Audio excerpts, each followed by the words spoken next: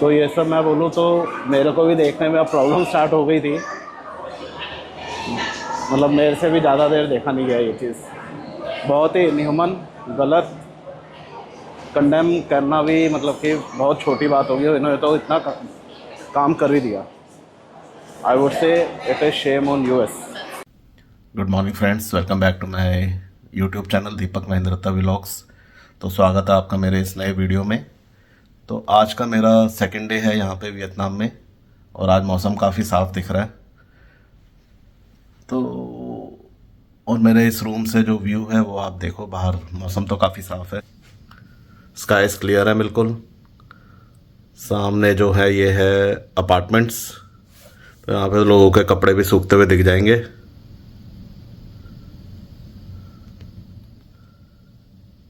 और नीचे है बहुत बड़ा सा स्विमिंग पूल। यहाँ पे ये सही है, बच्चों को कैसे करा रहे हैं स्विमिंग। तो पूल में ना ये इस पे बिठा रखा है बच्चों को, और इसको स्लाइड कर रहे हैं। वाह। तो मैं अभी ब्रेकफास्ट करता हूँ, फिर आपसे मिलता हूँ आगे, और आज का प्रोग्राम देखते हैं क्या है हमारा। तो जो यहाँ पे रेस्टोरेंट का नाम है वो है मांजा मांजा रेस्टोरेंट। तो अब ये पता नहीं मांजा का मतलब क्या है। किधर खुलेगी लिफ्ट? यहाँ पे खुल गई।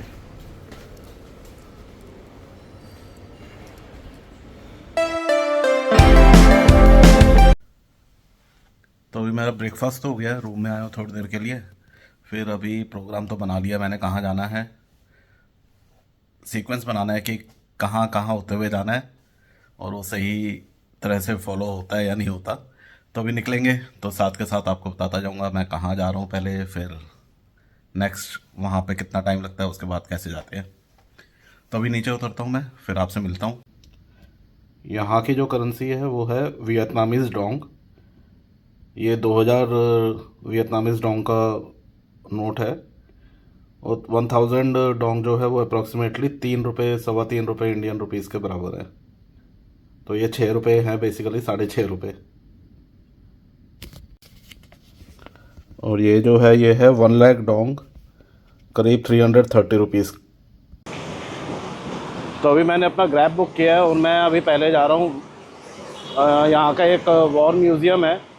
तो वियतनाम की जो वॉर हुई थी उसके जो सामान है वो सब वहाँ पे दिखना चाहिए, पुराने एयरक्राफ्ट्स इनके। तो चलते हैं वहाँ वॉर म्यूज़ियम में और देखते हैं कि वहाँ पे क्या क्या डिस्प्ले में है। तो अभी ये दिन का टाइम है, तो ट्रैफिक अब देखो कैसे लग रहा है। और कल रात को बिल्कुल खाली सुनसान सा था और सब चीज़ें क्लोज भी थी।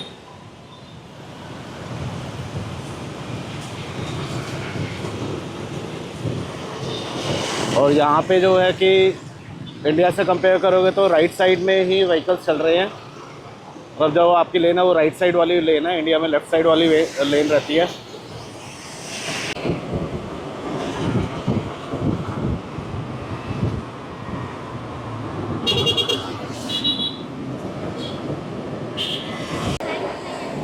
तो अभी मैं आ गया हूँ वॉर म्यूज़ियम में, उसके बाहर खड़ा हूँ।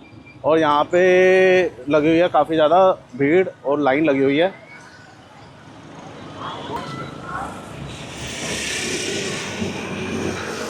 वॉर रेमेनेंट्स म्यूज़ियम, और इनकी लैंग्वेज में भी लिखा हुआ है, वियतनामीज़ लैंग्वेज में। और ये देख लो जी लाइन कितनी लंबी है। तो इससे पहले कि और लंबी लाइन हो तो मैं भी लाइन में ही खड़ा हो जाऊँ।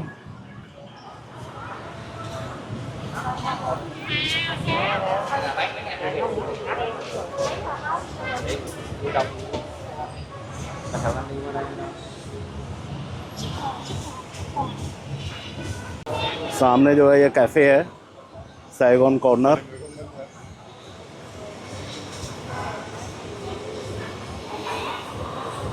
तो कल जैसे मैं आपको बता रहा था कि यहाँ का पुराना नाम जो है साइगोन है, और वो वाइडली यूज़ होता है यहाँ पे। और अभी जो नाम है वो हो ची मिन है।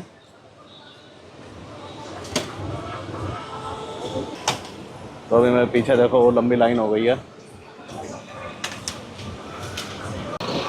तो यहाँ पे पैडल रिक्शास दिख रहे हैं, तो काफ़ी सुंदर सा डिज़ाइन है इन रिक्शा का।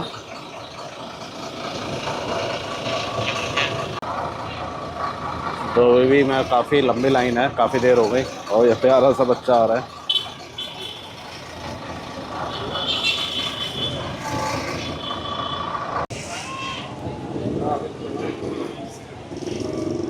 तो वही एंट्री गेट पे तो पहुंच रहा हूँ मैं। तो वहाँ पे ये कह रहे हैं कि अगर कैश पे करना है तो इस क्यू में आ जाओ, नहीं तो कार्ड से पे करना है तो इधर भी आ सकते हैं। तो अभी मैं अंदर आ गया हूँ म्यूज़ियम के, टिकट परचेज़ कर लिया। तो यहाँ पे जो टिकट था वो था 40,000 वियतनामीज़ डोंग। तो आप इसको 300 से डिवाइड कर लो, देख लो कि कितना हो गया। तो अभी यहाँ पे बाहर देखते हैं, फिर अंदर है, हॉल में जाएंगे फिर। तो पहले यहाँ से शुरू करते हैं।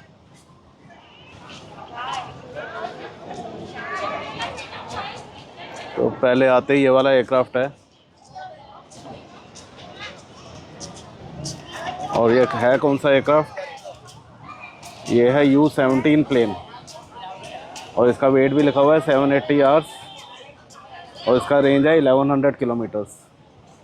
इतने छोटे से जहाज़ में रॉकेट लॉन्चर सिस्टम था, फ्लेयर्स थी।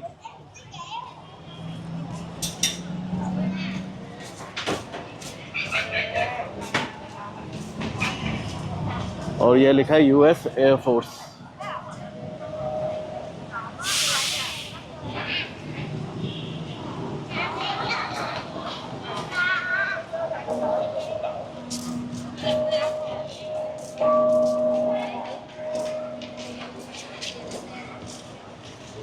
और फिर एक ये वाला एयरक्राफ्ट खड़ा हुआ है।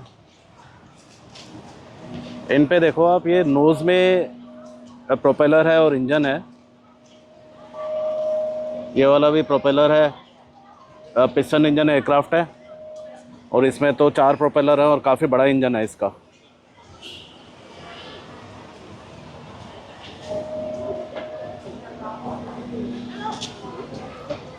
और ये भी US एयरफोर्स, इसके ऊपर कनोपी बनी हुई है, सिंगल सीटर एयरक्राफ्ट है ये। और इसका नाम क्या है? A1 sky raider.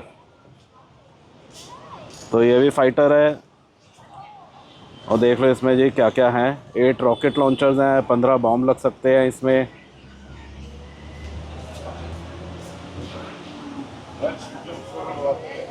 और ये सब जो बना हुआ है यहाँ पे, जो आर्म्स की फिटिंग है, रॉकेट्स वगैरह की फिटिंग है, वो सब लगती होगी। और ये देखो, ये भी एक बड़ा सा है। तो ये इंजन नहीं है, ये सारे जो आर्म्स है उनकी फिटिंग है यहाँ पे। यहाँ पे आर्म्स ही लगाए जाते हैं और वो रिलीज़ करे जाते हैं फिर, रॉकेट लॉन्चर। और ये देखो, ये बैरल,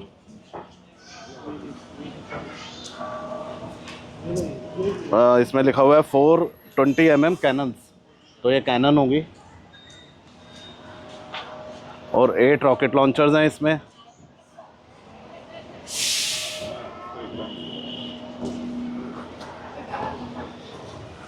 तो उस तरफ दूसरी साइड पे भी बिल्कुल सिमिलर।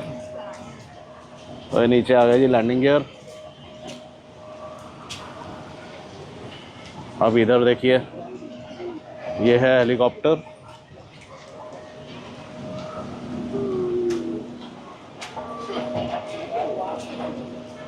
और ये अंदर देखो जी, ये जो गन होती होगी ऊपर से, जैसे हेलीकॉप्टर के ऊपर से अंदर से फायरिंग करनी है तो उसके बुलेट्स इस पे चलती हैं और यहाँ से फायरिंग होती है। और आगे कॉकपिट एरिया हो गया, पीछे से ये कॉम्बैट ऑपरेशंस। और इसमें ये है कौन सा एयरक्राफ्ट? हेलीकॉप्टर UH-1H हुई। इसकी रेंज है 370 किलोमीटर्स की, और 2 बैरल गन है इसमें, 2 रॉकेट लॉन्चर हैं।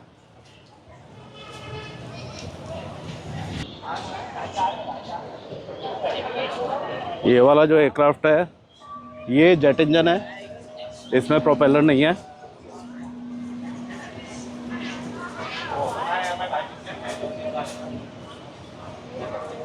यहाँ से उस तरफ जा नहीं सकते, बट इसमें जो लिखा है ये है F5A जेट फाइटर।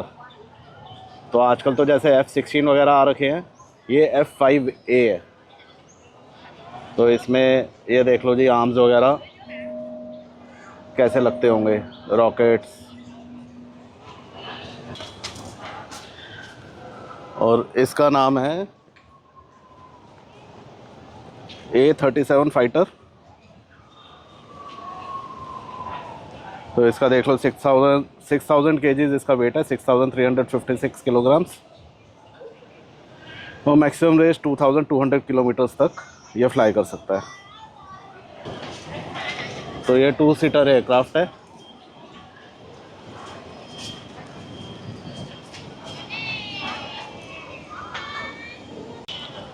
तो अभी इस तरफ आ जाए हम अगर, तो ये बहुत ही बड़ा हेलीकॉप्टर है।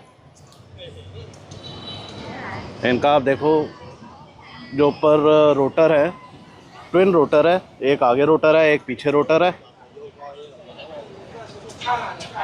और ये है चिनूक, इसका नाम है CH-47 चिनूक। 2 इंजन वाला हेलीकॉप्टर है, टैंडम रोटर है, इसका हैवी लिफ्ट हेलीकॉप्टर है क्योंकि इसका साइज़ इतना बड़ा है। तो हैवी लिफ्ट है, ये बहुत ज़्यादा वेट उठा सकता है। और इसका क्रू जो रिक्वायरमेंट है, वो 4 लोग इसको उड़ाते हैं, 4 पायलट होते हैं। Maximum speed 298 kilometres per hour. और 15.5 मीटर लंबा एयरक्राफ्ट है ये। वाओ। वेट भी देखो इसका 22,600 केजीज का इसका वेट है।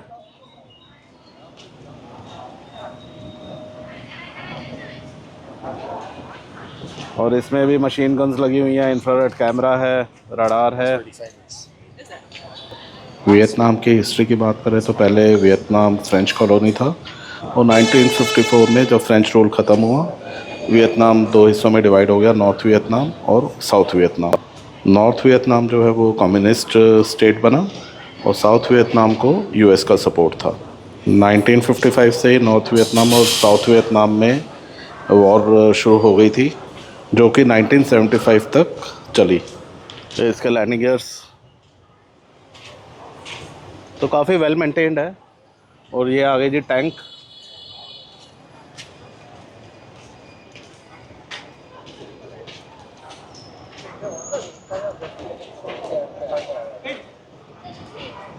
और इस टैंक का नाम है M41।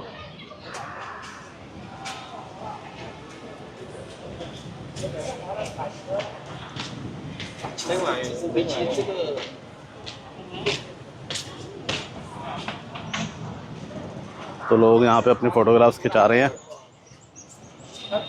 और एक ये आ गया ये वाला टैंक। तो इसके अंदर तो अभी भी रबर, जो टायर्स हैं इसके, ये इसमें रबर पार्टिकल, रबर अभी भी लगा हुआ है, काफ़ी हैवी है। 1968 तक आते आते यूएस ने अपने करीब 5 लाख सोल्जर्स साउथ वियतनाम में उतार दिए थे, जो कि लड़ाई लड़ रहे थे नॉर्थ वियतनाम से। 1969 में यूएस ने अपने सोल्जर्स को विड्रॉ करना शुरू कर दिया, क्योंकि उनकी काफ़ी ज़्यादा कैजुअलिटीज़ यहाँ पे हो चुकी थी। ये टैंक है A3 टैंक M48। और इनका वेट देखो, मैसिव वेट है, 47 टन्स, मतलब 47,000 केजीज। अब यहाँ पे जो ये रखा हुआ है, ये है बुलडोज़र। तो देखो आर्मी जो है वो बुलडोज़र्स कैसे यूज़ करती थी। ये भी 40 टन्स का बुलडोज़र है, 40,000 केजीज। और ये कंस्ट्रक्शन वगैरह के काम आता था, कि मान लो आगे आर्मी जा रही है, उन सबको एरिया को क्लियर करना है उनके चलने के लिए। फाइनली 1973 में यूएस ने विड्रॉ कर लिया, और नॉर्थ वियतनाम साउथ वियतनाम से जीत गया। तो यहाँ पे लिखा हुआ है यूएस आर्मी के पास उस टाइम जो है वियतनाम में 1417 बुलडोज़र्स थे। और एक यहाँ पे ये है,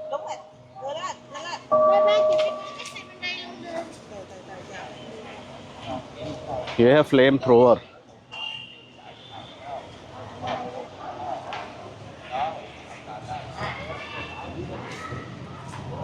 और ये एयरक्राफ्ट कैरियर से ये इसको नीचे पैराशूट के जरिए नीचे भेज दिया जाता था। और ये अनइवन ग्राउंड्स पे चल सकता है, उबड़ खाबड़ रास्तों पे अच्छे से चल सकता है। इसमें फ्लेम गन है, मशीन गन है, और जो ऊपर इसका टूरेट गन जिसे कहते हैं, ये जो गन है ये 360 डिग्रीज़ में मूव कर सकती है, और अप एंड डाउन 60 डिग्रीज़ ऊपर और 9 डिग्रीज़ नीचे। अब इनके नाम तो हमने सुने हुए हैं, होइट्ज़र, होइज़र 105 mm की जो ये है, तो इससे बुलेट्स वगैरह कर सकते हैं फायर।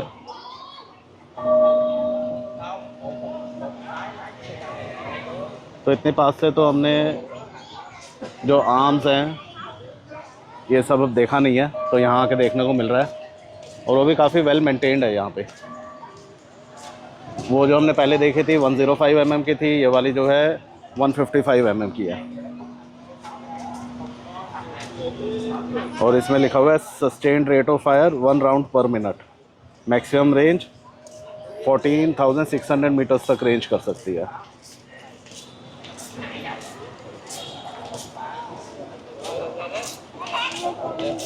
और ये फिर से टैंक आ गया।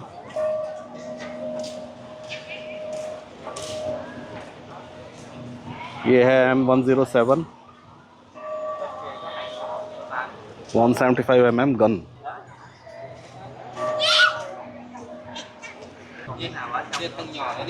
तो ये सब US आर्मी लेके आई हुई थी यहाँ पे, और वियतनाम से लड़ाई हो रही थी। अब ये सोचो कि इतना सारा US इतना एडवांस था और वियतनाम ने उनसे जंग जीत ली, इसलिए यहाँ पे डिस्प्ले में लगा रखा है इन्होंने। बड़े प्राउड है यहाँ पे वियतनाम के लोग। ये भी कुछ रिमेन्स रखे हुए हैं ऊपर के उतार के।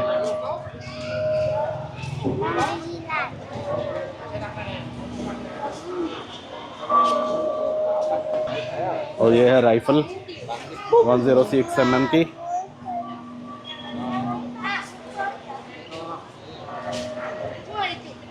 ये देखो जी बोट, और बोट में गन लगी हुई है।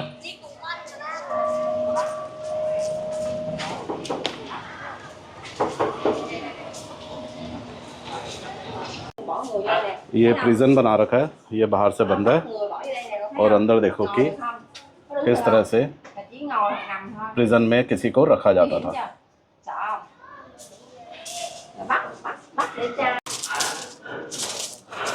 तो ये भी एक प्रिजन दिखा रखा है, लिखा है सन बाथिंग रूम्स,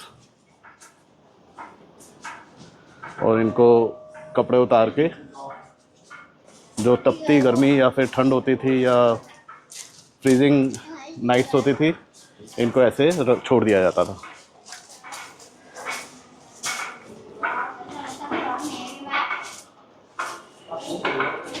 और यहाँ पे भी दिखा रखा है कि कैसे लोगों को सज़ा मिलती थी, कैसे उनके पैर बांध दिए जाते थे।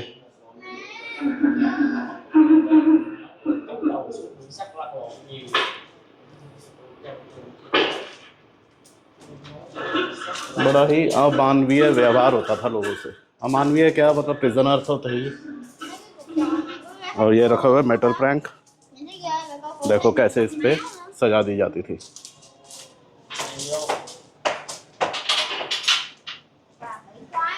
अब यहाँ अंदर देखते हैं यहाँ पे क्या दिखा रखा है।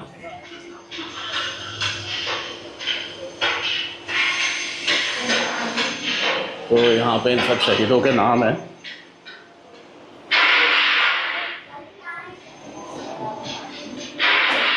और कैसे तो यहाँ के शहीद हैं, रिवोल्यूशनरी हैं, उन सब के बारे में लिखा हुआ है।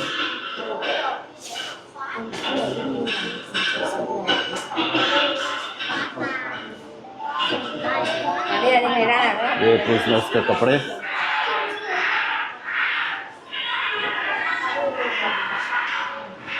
ये सब यहाँ पे जो ऑफिस में सामान होता था, जो हथकड़ियाँ होती थी, टेलीफोन रखा हुआ है।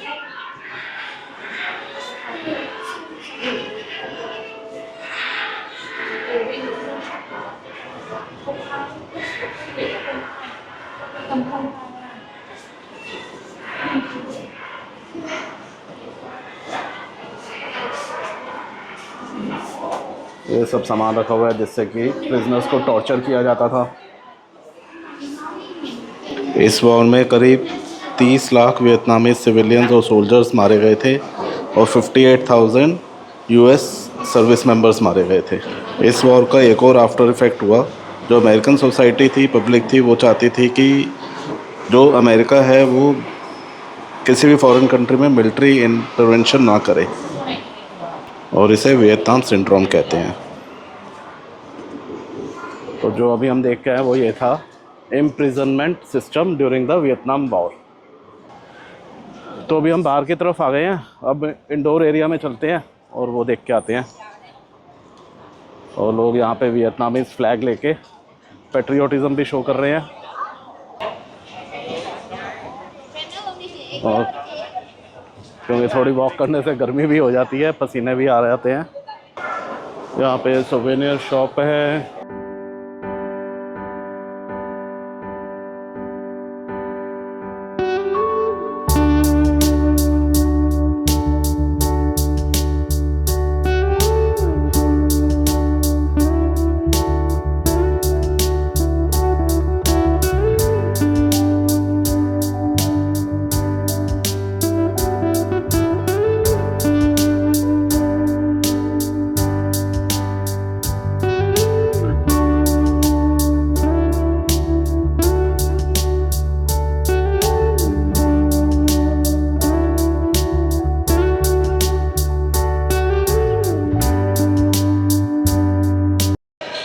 और यहाँ पे जब वॉर इनकी ख़त्म हो गई थी तो उसके बाद जिन्होंने असिस्ट किया इंटरनेशनल ऑर्गेनाइजेशंस ने, उनकी कुछ यादगार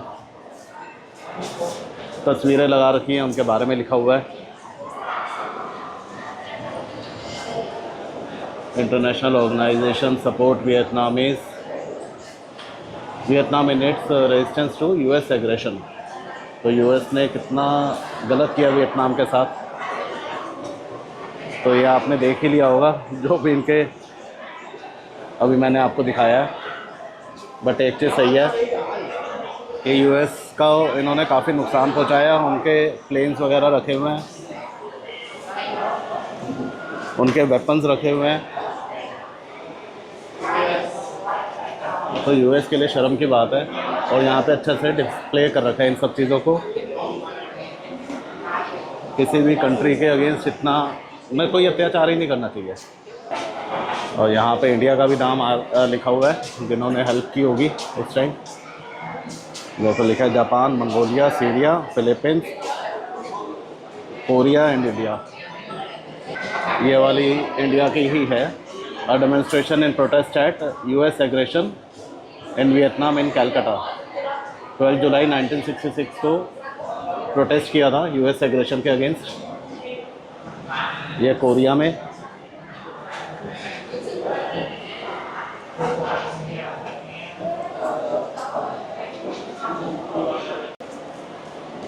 तो यहाँ पे सबके कंट्रीज़ के नाम लिखे हुए हैं जिन्होंने भी हेल्प करी, और उनके कुछ फ़ोटोग्राफ लगा रखी है जो जो प्रोटेस्ट करें। यहाँ लिखा है कंबोडिया, लाओस, मलेशिया, ये आसपास की कंट्रीज़ हैं, एशियन कंट्रीज़ हैं। और यहाँ पे एक और नाम दिख जाएगा आपको, चाइना ने इनको सपोर्ट किया, इंडोनेशिया और पाकिस्तान। ये है जो पाकिस्तान में स्टूडेंट्स ने प्रोटेस्ट मार्च निकाला against US aggression in Vietnam 8 अगस्त 1964 को। अब मैं ऊपर वाले फ्लोर पे आ गया हूँ। तो यहाँ पे भी गैलरीज बनी हुई हैं, जैसे यहाँ पे वॉर क्राइम्स, यहाँ पे भी शेल्स रखे हुए हैं। ये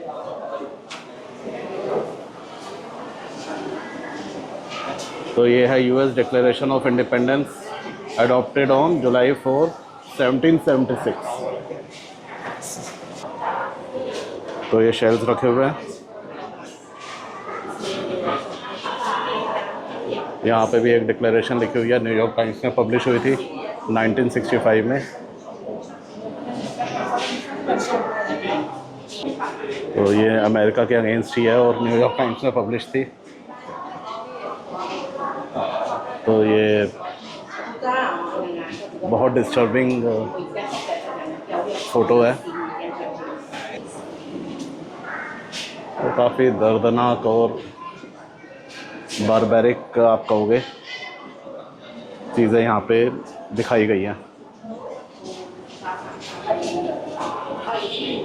और यहाँ पे भी लिखा हुआ है US bears responsibility for the use of force in Vietnam.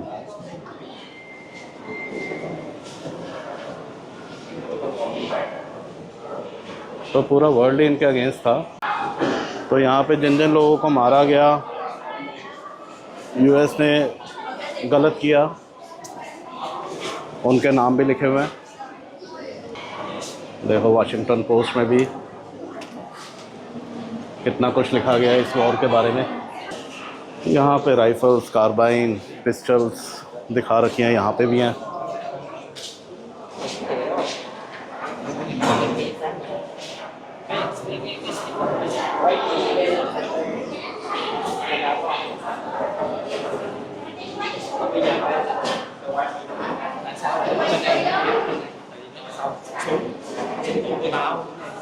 लोग सही है, वियतनामी झंडा अपने साथ लगा रखा है।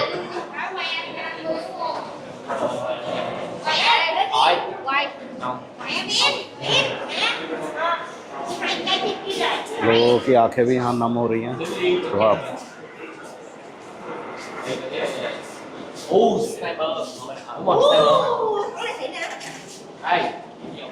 ये लड़की आंखें अपने आंसू पोंछ रही है।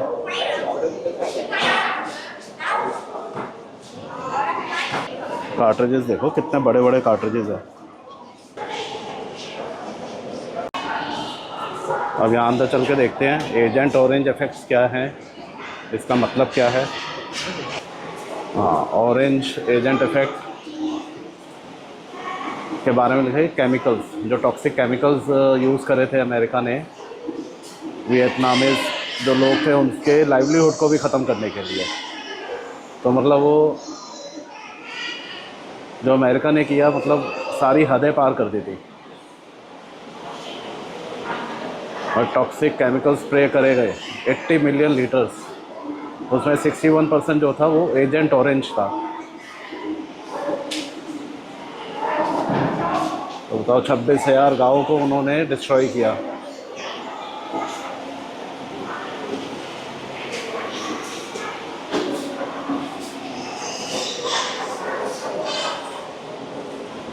ये देखिए एजेंट्स जो केमिकल वेपन्स यूज़ करते थे तो मास्क वगैरह यूज़ करते होंगे जो अमेरिकन्स, वो लिखा हुआ है यहाँ पे।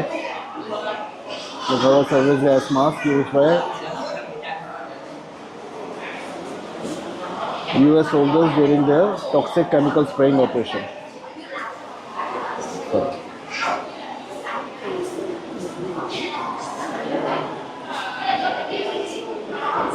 ये वियतनाम के नक्शे पे दिखा रखा है कि कहाँ कहाँ कैसे कैसे किया गया।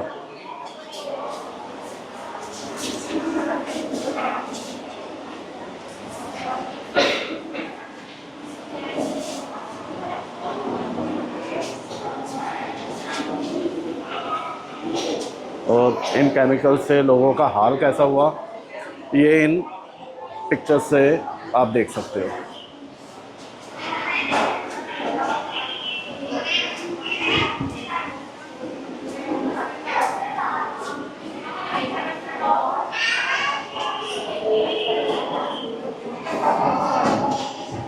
तो ये सब तो देखना भी बड़ा मुश्किल है।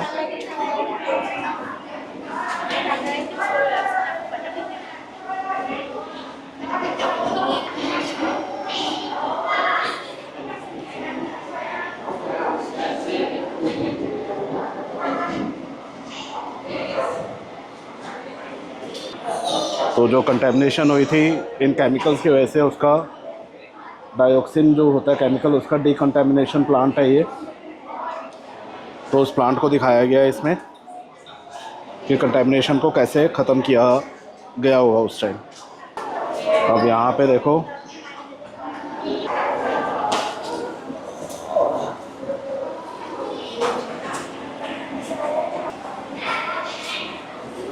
तो ये सब मैं बोलूँ तो मेरे को भी देखने में अब प्रॉब्लम स्टार्ट हो गई थी।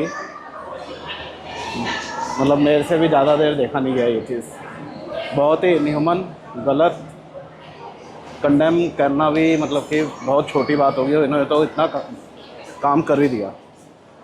आई would say it is shame on US. आज वो इतने दादागिरी कर रहे हैं, पूरे वर्ल्ड को कंडेम करना चाहिए यूएस को। चलते हैं ऊपर। और तो यहाँ ऊपर एक और फ्लोर है, वहाँ पे भी देख के आते हैं। यहाँ पे जो है, जो वार कॉरस्पॉन्डेंट्स थे जो कि यहाँ पे डाए हुए, उनकी गैलरी बना रखी है।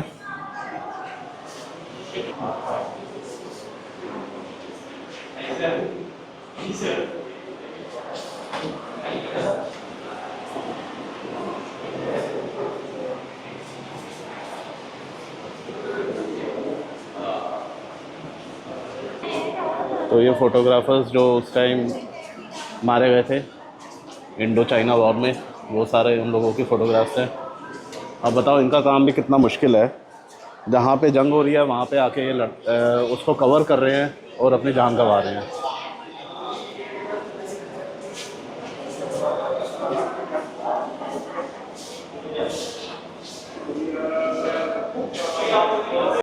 तो यहाँ पे बच्चों के लिए एरिया बना रखा है।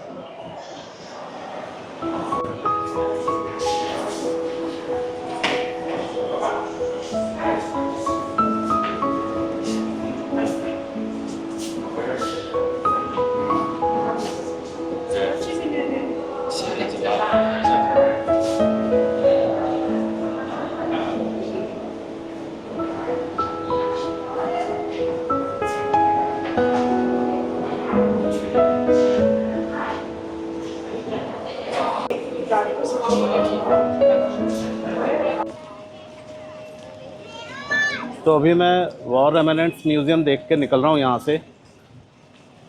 तो बहुत ही ज़्यादा इंसाइटफुल और बहुत चीज़ें देखने को मिली। जो चीज़ें पता नहीं थी उसके बारे में पता चला। तो यहाँ पे आना बहुत अच्छा है। तो जब यहाँ पे कोई आए वियतनाम में, हो ची मिन में, तो यहाँ पे ज़रूर आए। तो इस वीडियो को मैं यहीं पे एंड करता हूँ। तो इस वीडियो में मैं सिर्फ और म्यूज़ियम कवर कर रहा हूँ। तो अगर आपको ये मेरा वीडियो पसंद आया तो do like, share and comment and subscribe to my channel Deepak Mahendra Datta vlogs. तो अब आपसे मिलूँगा मैं नए वीडियो में, नेक्स्ट वीडियो में। Thank you, bye bye.